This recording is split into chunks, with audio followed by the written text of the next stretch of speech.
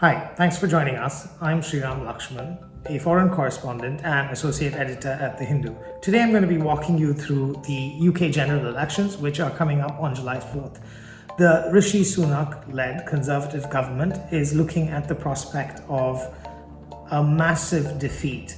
According to a poll, a Telegraph Savanta poll published last week, Mr. Sunak himself is projected to lose his Richmond seat.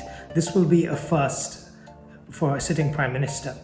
If you look at the 1997 elections in the UK, when the opposition Labour Party took Parliament from John Major's Conservative government, that was described as a landslide victory.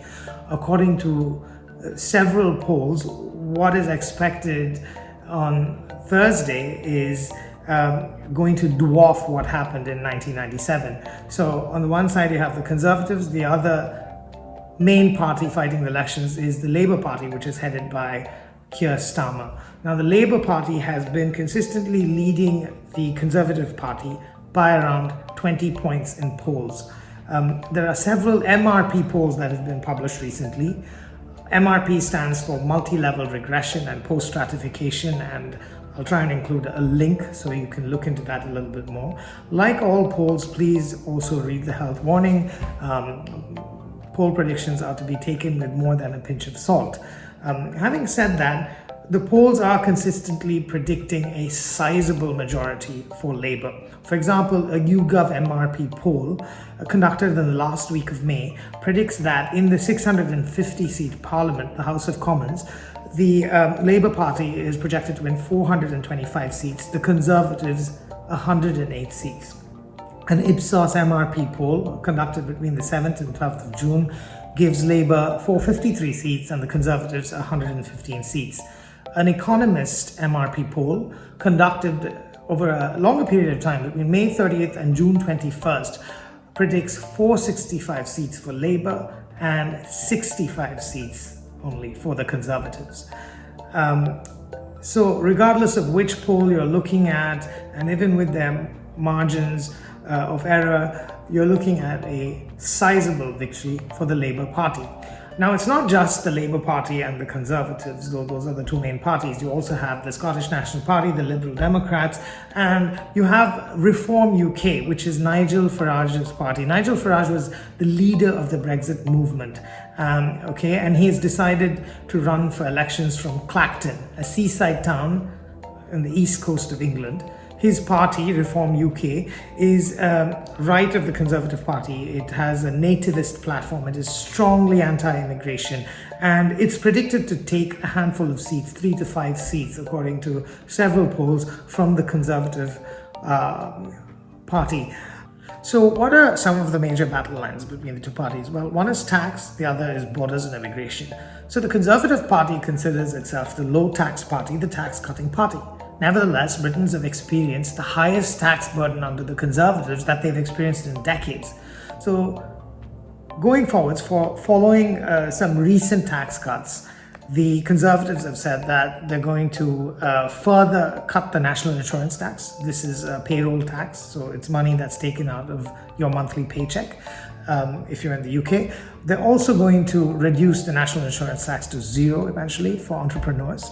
And they've said that they're going to increase tax thresholds for pensioners. What Labour has committed to is not increasing the income tax and the national insurance tax and the corporation tax. It's not made that same commitment in terms of capital gains tax or inheritance tax. Labour also plans to follow through and tighten up on the Conservatives' policy announcement that they were scrapping the non-dom regime, the non-domiciled regime. Under that scheme, certain foreign citizens were allowed to, for a period of time, only pay additional UK tax on money that they brought into the UK. Now, in terms of migration, the Rishi Sunak government has unsuccessfully tried to implement the Rwanda scheme, where anyone entering the UK illegally after January 1st, 2022 could be sent to Rwanda, where their asylum cases will be processed. If those cases are successful, they'll be allowed to stay on in Rwanda or possibly move to a third safe country.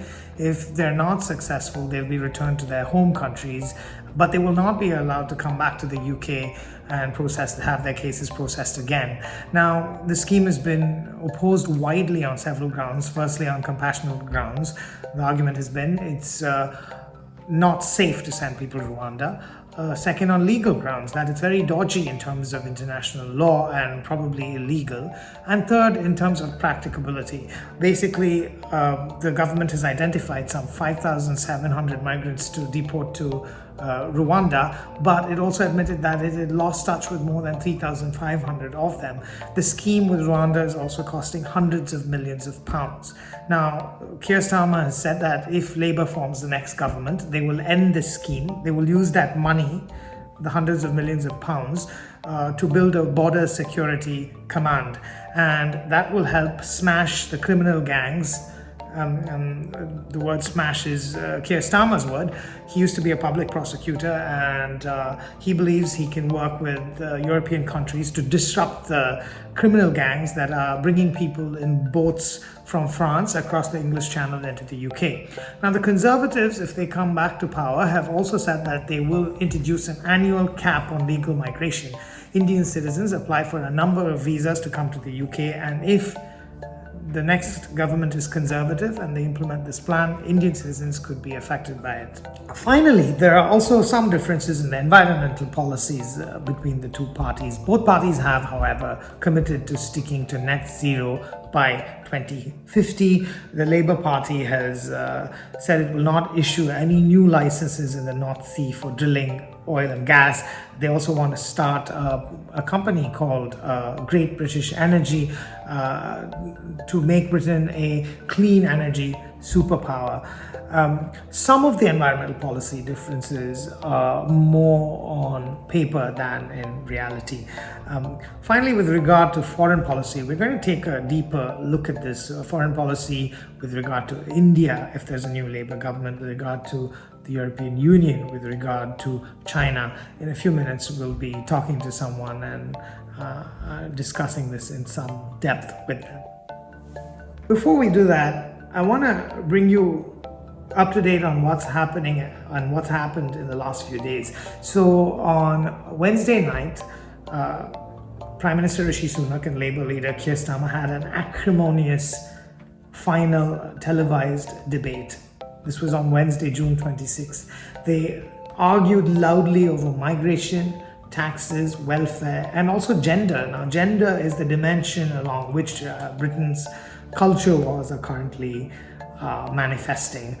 And each side accused the other side of making empty promises.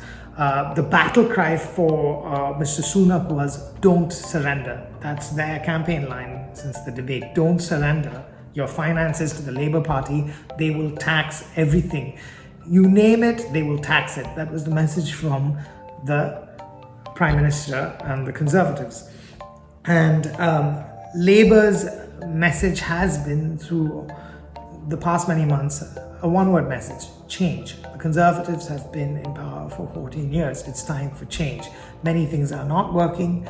Taxes have been at a historical high, the tax burden, though the Conservative Party considers itself the tax-cutting party. Public services are not working. The wait list to see a doctor through the National Health Services is too long. There's been a cost of living crisis. House ownership is difficult, and so forth. A member of the audience asked if the two candidates were really the best that could be found to lead Britain, and in a post-debate interview with the BBC, he suggested that neither candidate had the personality to lead the country. So in terms of popularity, both leaders are not doing very well in polls, but Mr. Starmer is doing better than Mr. Sunak. Another thing to watch out for is the impact of the betting scandal. So several Conservative MPs and officials, and one Labour MP as well, so far, are being investigated by the Gambling Commission for betting on the elections. Two MPs, one from each party, actually placed bets on losing their own seats. So we'll have to wait and see what the impact of this 11th hour scandal is on how people vote.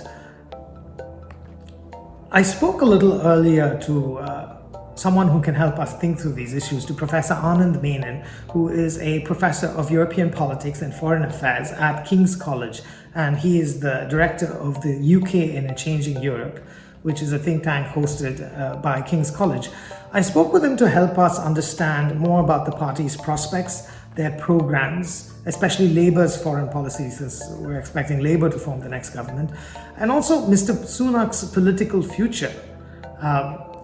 Don't forget, Mr. Sunak has spent some time in California. He is the husband of Akshita Murthy, who is the daughter of Narayan Murthy of the Infosys family, and they're enormously wealthy. And,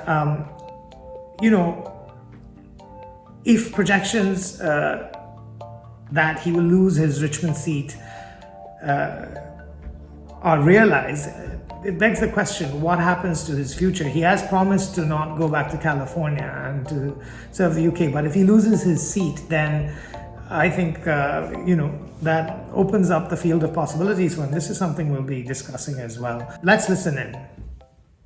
So, Professor Menon, thanks very much for joining us today. I know you're probably extremely busy, given we're just a week away from next week's election.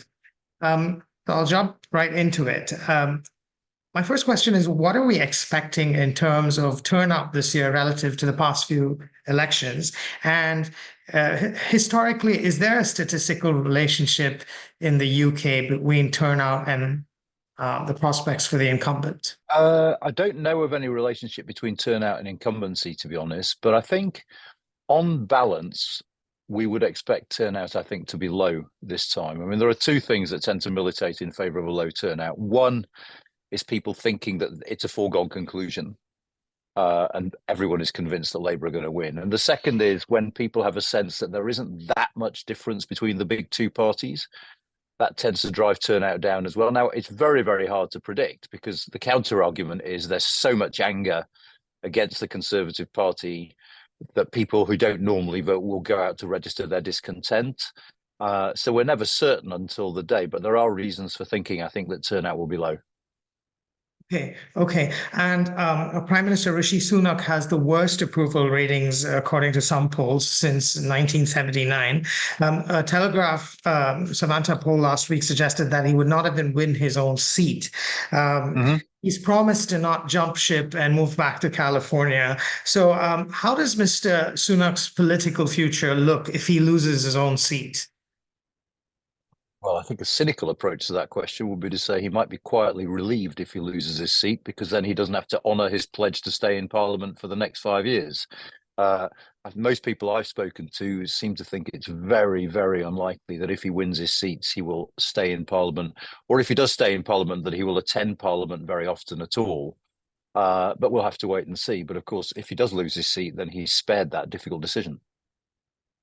Okay, so you're saying if he wins the seat, it's unlikely he will attend Parliament. I mean, we don't know. I just think, for a former prime minister who's lost in humiliating circumstances, who then has to sit around while his party pick a new leader and the candidates will queue up to say why he was wrong in what he did, it won't be the most comfortable work environment to be in. Right. And speaking of that next leader, there's been talk of Priti Patel, Kemi Badenoch, the Trade Secretary, and also the Home Secretary, James Cleverly, has not ruled out running for leader. So how do you think the Conservative Party is going to look post-Sunak? I mean, the simple and rather disappointing answer is we don't know. And we don't know largely because we're not sure how many MPs are going to be left in Parliament. And depending on how that works out, we're not sure what the balance of ideological opinion between them is going to be. So different projections forecast different Conservatives being left in Parliament. And some forecasts predict that the Parliamentary Party will be more right-wing than it was before. Some predict it'll be more centrist than it was before. And remember, it's the MPs who choose the two candidates who go to the ballot of members. And so the composition of the Parliamentary Party will be absolutely key. And there, I think we're just going to have to wait and see what the Conservative Party in Parliament looks like after the election. But based on polling, you don't want to hazard a guess on whether we're going to end up with something that's to the right of the current Conservative Party or. No, because the polling doesn't really help us with that. I mean, we have these MRP polls that are meant to be very sophisticated, but they are not significant scale constituency based polls, which are the only way really to get a decent example. And the reason no one does those constituency polls is that with 650 constituencies, it's very, very expensive to do. So, all the different MRPs give different results anyway. So I would be very reluctant to hazard a guess about what the Tory party looks like. And the other thing, of course, is that some of the races are very, very close. If tactical voting is very efficient, lots of Tories who we thought were safe, Jacob Rees-Mogg, might end up losing their seats. There's even talk at the moment that it's conceivable that Liz Truss, who I think is sitting on a majority of 23,000 or something, might be in danger of losing her seat. So it's very, very hard to predict. Right. And obviously, this happens in other democracies. Supposing, it looks like the Conservatives are going to lose the elections. Supposing Rishi Sunak survives, could he still be leader? Does that happen in the UK? Okay. No, okay. I don't think he could stay on as leader. It has happened in the UK. You think to 1987, Neil Kinnock lost the general election but stayed on as Labour leader. But I don't think there's any way. I mean, Sunak isn't very popular amongst his MPs. He isn't very popular in the party. He's got very low approval ratings. And to be perfectly honest, I'm not convinced he would like to be leader of the opposition.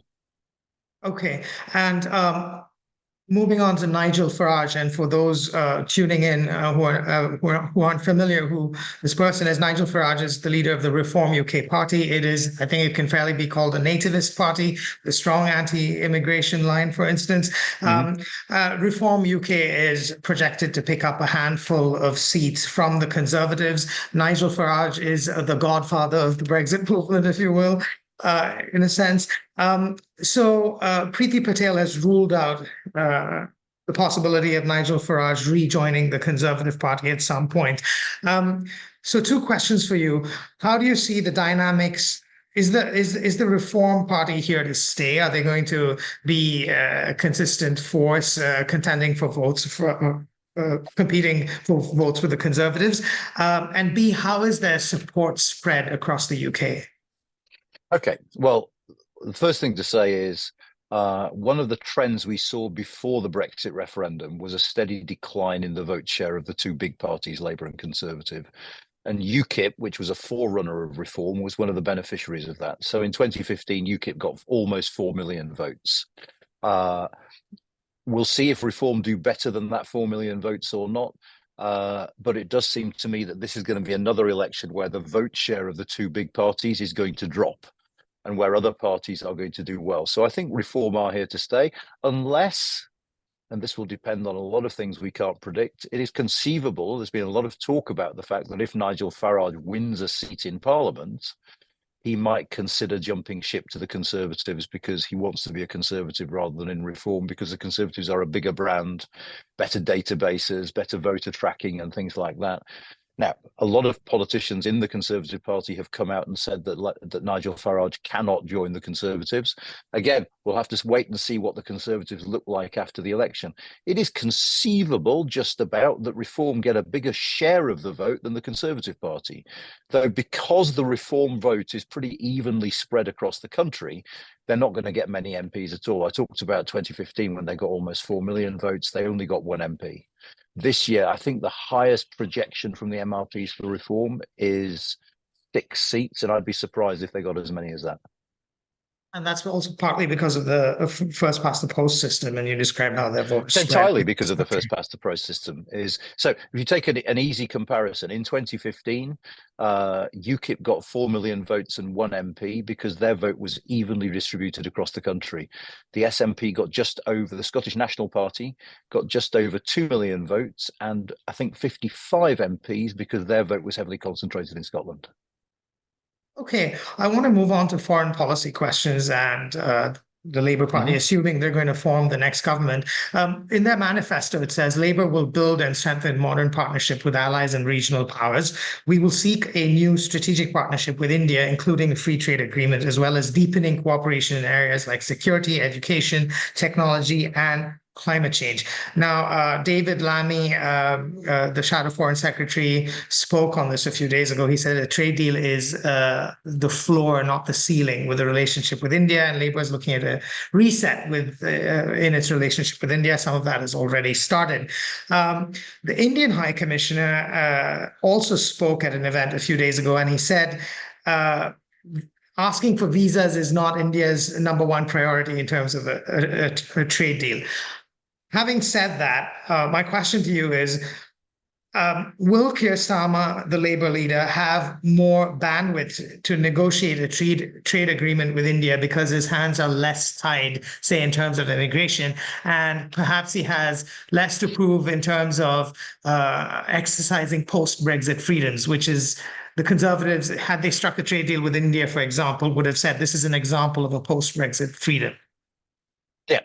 I mean, I think it's interesting on immigration because on the one hand, Labour has continued to talk tough. They're going to reduce numbers. They're going to stop so many immigrants coming in by improving training for British workers and things like that. So they've said they're going to reduce numbers. But on the other hand, Labour voters are not concerned about immigration. Immigration is not a top concern for Labour voters. And it looks like Labour are going to have the unexpected presence of coming into office and seeing a significant fall in immigration numbers because of decisions taken by the current government. So it might be that that gives Labour a little bit more freedom than their predecessors to talk about a deal with the Indians, including visas, because it might not be the top requirement, but it's certainly an important requirement for the government of India. So it could be that Labour see an opportunity to be a bit more flexible there. There's a political rationale for some of this. I mean, I'm not doubting for a moment that they're genuinely interested in strengthening the strategic partnership with India, but Labour have been in recent times struggling to keep hold of Indian Hindu voters who have been tending to turn their backs on the party. And I'm sure that party strategists are saying whatever the foreign policy benefits, and there are several, of a good relationship with India, there are political dividends to be had as well there. Right. And a few years ago, they walked back their positions on Kashmir, 2019 and onwards, when the Indian government took certain legislative actions with regard to Kashmir status. Yeah. And talking about China, which is another important country in Asia, the Labour manifesto talks about a new security, talks about competing with China where it can and cooperating where it can. The Conservative manifesto, at least in my reading, seems to have more detail on the relationship with China. And I wonder, is that because they have the advantage of having been in office for 14 years? And are you seeing any major shifts in the China policy? It sounded fairly high level, the Labour manifesto. I think on the Tories, there are three things. One, yes, they've been in government and have had to try and address some of these questions. Two, there is a very strong strand of opinion inside the Conservative Party that wants to see us be tougher on China. And I think that was reflected in the manifesto. And three, if I could suggest something as cynical as this, it's easier to promise things if you're pretty convinced you're going to lose. So, I think, I'm not saying the Conservatives knew they were going to lose, but actually, even in Conservative central office, looking at the polls, you could think, well, we might not have to deliver on this. Labour, you're absolutely right. It's very, very vague. Cooperate and compete where we can or where we have to is fine. It's intensely vague. And I do think it's the case that Labour have not even begun to confront, in their manifesto at least, we don't know in their private thinking, some of the difficult trade-offs there are going to be in the relationship with China. Because, of course, on the one hand, the priority of Keir Starmer is growth, and having flourishing trade with China might be part of that strategy. On the other hand, opinions in this country on China have hardened notably over the last 5 or 6 years. I think the United Kingdom will come under significant pressure from the United States, whoever is in the White House, to take a tougher line on China. So that, I think, is an issue where we'll learn as we go what Labour intends to do. Okay. And in terms of the European Union, Labour has said it wants a new security relationship with the European Union. So what are you expecting this new security arrangement to look like? And a connected question, where do you think the UK under Labour is going to end up in terms of the single market and a customs union with the European Union? The second question is easy in the sense that Labour have stated quite boldly in their manifesto that they're not going to join the single market or the customs union. On a security deal, I think we can get something that promotes greater collaboration between the two, between the UK and the European Union, perhaps more formalised meetings and structures for us to compare our analyses and try and coordinate our positions on big foreign policy decisions. I think that should be relatively straightforward to negotiate, if only because the European Union shares the Labour Party's desire to make that relationship a closer one. That being said, there are some really difficult issues on the security relationship, not least the fact that the UK does not have access to the EU's joint procurement initiatives, such as the European Defence Fund, which funds capabilities development. And I think that's something that the Labour Party would be keen to try and secure, but equally something where I think the EU might be reluctant to give ground. Right. And perhaps it's not a realistic question to ask at the moment, but do you think we're going to be in a position where we can seriously be talking about the UK returning to the EU in some sense in a few years? At the moment, I would say there's very little prospect of that. But there are a lot of moving parts. Let's see how big the Labour majority is, whether the Conservatives, how bad the Conservative defeat is. You can look in terms of Labour being in power for the foreseeable future. I think they might be willing to take more ambitious steps towards the European Union, perhaps at the end of the first term or towards the second term. The problem for Labour is they need to score some successes quite quickly. And a lengthy negotiation with the European Union leading to ultimately a closer economic relationship is not going to give you those quick wins. So I think it is conceivable. I mean, anything's conceivable in British politics these days, but I don't think it's for the first term of a Labour government, no. Okay.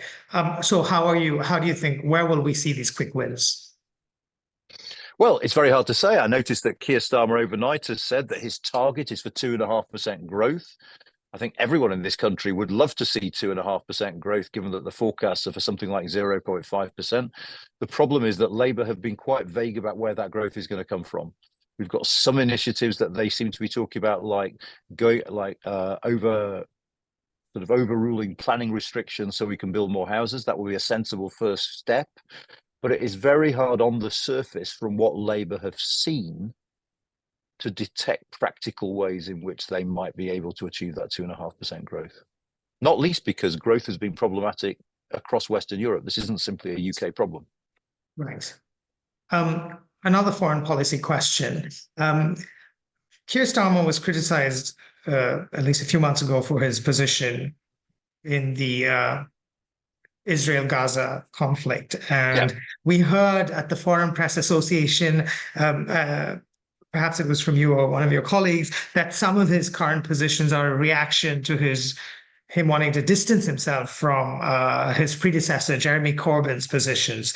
But once the elections are done, that becomes less of a political imperative. So are we going to see any shifts from Keir Starmer and the Labour Party in terms of Israel and Gaza?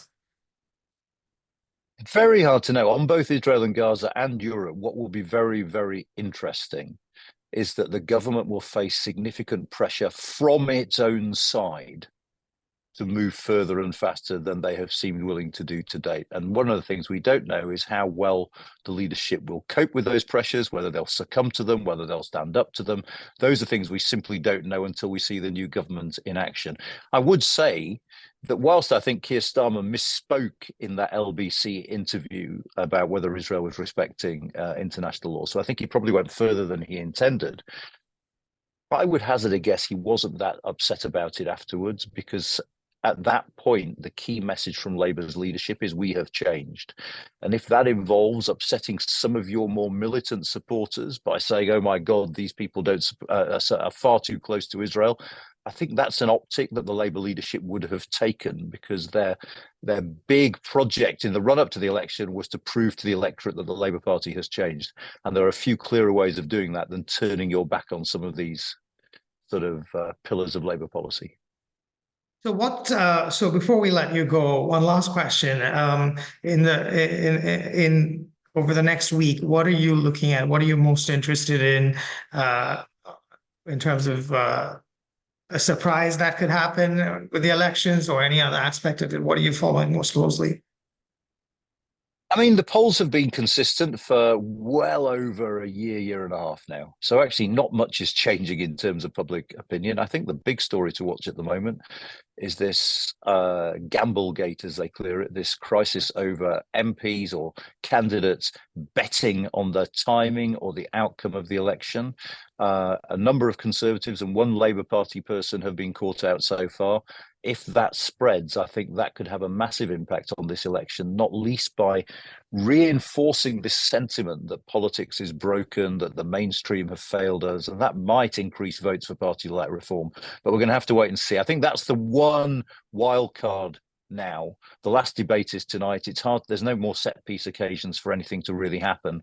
But I think if this gambling scandal gets bigger, then that might have an impact, because it really is. One of the things about the gambling scandal is it's the worst sort of political scandal if you're a politician, because it's one that people intrinsically understand. They're betting. Some of them are betting on the basis of information only they had. And so it cuts through to the public very, very easily. Some of the scandals we have around public policy, people don't notice because people don't understand. This is a very human story. Right. And all the evidence from focus groups and opinion polling is the public have noticed. So I think the only real wild card here is how far does this scandal go? How many in the world of politics are involved? And we might see a difference emerge on the back of that. Professor Anand Menon, thank you so much for your time. Thank you for having me. So that was Professor Anand Menon. I hope this discussion and this video has brought you some clarity on what to expect from the UK's general election. Thanks for tuning in.